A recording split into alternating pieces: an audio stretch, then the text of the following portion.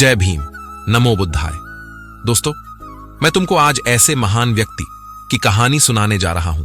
यह कहानी है एक ऐसे इंसान की जिसने ऐसे भारत में जन्म लिया जहां समाज के उच्च वर्ग के लोग गरीब और दलित वर्ग पर भीषण अत्याचार और शोषण कर रहे थे। लेकिन समाज की इस घृणा, अपमान और तिरस्कार के बावजूद उन्होंने ऐसी शिक्षा हासिल की जिसकी बदौलत वह भारत के संविधान के निर्माता बन गए। दोस्तों, मैं बात कर रहा हूं डॉक्टर बाबा साहब भीमराव अंबेडकर जी की, जिनका जन्म 14 अप्रैल 1891 को मध्य प्रदेश के मऊ गांव में पिता रामजी सतपाल और मां भीमाबाई के यहां हुआ। भीमराव अपने माता पिता की 14वीं और आखिरी संतान थे। उनके पिता रामजी ब्रिटिश सेना में सूबेदार के पद पर थे। परिवार महार जाति से था, जिसे लोग बेहद ही निचले तबके का मानते थे। उनका परिवार महाराष्ट्र के रत्नागिरी जिले में अंबावाड़ी गांव से था। सेना में काम करते हुए डॉक्टर अंबेडकर के पिता सूबेदार बन गए और वो हमेशा से अपने बच्चों की शिक्षा पर जोर देते थे। कुछ दिन बाद उनके पिता सेना से रिटायर हो गए और वो परिवार को लेकर सातारा चले गए, जहां कुछ दिन बाद बाबा साहब अंबेडकर की माता भीमाबाई का बीमारी के चलते देहांत हो गया।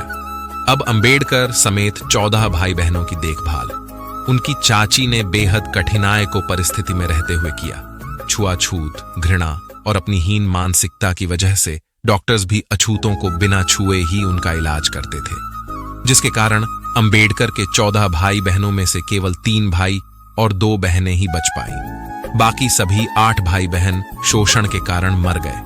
आस पड़ोस के गांव में सभी हिंदुओं के बच्चे स्कूल जाते थे, जिन्हें देखकर भीमराव का भी मन करता था। स्कूल जाने को उन्होंने अपने पिता से जिद की कि उन्हें भी स्कूल जाना है, लेकिन अछूत होने के कारण यहां स्कूल में दाखिला मिल पाना आसान नहीं था। मजबूर होकर उनके पिता एक ब्रिटिश सैनिक अधिकारी के पास गए और उनसे विनती की कि उन्होंने जीवन भर सरकार की सेवा की है और बदले में उनके बच्चों को स्कूल में एडमिशन भी ना मिल पाना एक बहुत बड़ा अन्याय होगा। इसके बाद उस अधिकारी ने उनके बच्चों को एक स्कूल में एडमिशन दिलवा दिया। लेकिन यहां अंबेडकर जी को छुआछूत के ऐसे कड़ीडेचवे अनुभव हुए जो वो जीवन भर नहीं भुला पाए। अंबेडकर जी स्कूल तो जाते थे, लेकिन उनको क्लास के बाहर बैठाया जाता था और टीचर्स उन पर कोई ध्यान नहीं देते थे।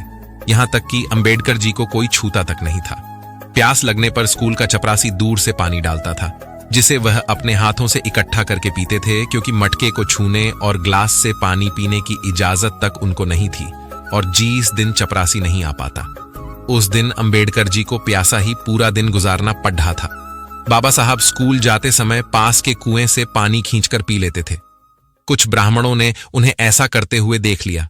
फिर क्या था, एक दिन भीम को उसी कुएं पर पकड़ा और जूते चप्पलों से जमकर उनकी पिटाई की गई और इस शर्त पर छोड़ा गया कि वो फिर कभी उस कुएं का पानी नहीं पिएगा। और एक बार वो बाल कटवाने के लिए नाई के पास गए तो नाई को पता था कि वो महार जाति का है। वो उससे नफरत भरी आवाज में बोला, अरे अछूत, मैं तेरे बाल कैसे काट सकता हूं, भाग जा यहां से और फिर कभी मत आना। इन घटनाओं से भीम के स्वाभिमान को बहुत गहरी ठेस पहुंची। उनकी आंखें आंसुओं से भर गईं। नन्हे भीम के बाल घर पर ही उनकी बहन ने काटे। भीम बहुत ही स्वाभिमानी लड़का था और वह अपने पैरों पर खड़ा होना चाहता। सभी स्टूडेंट्स भौंचक के रह गए थे।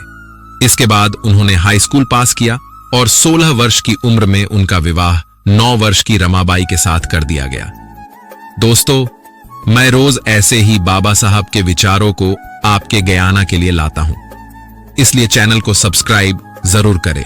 जय भीम।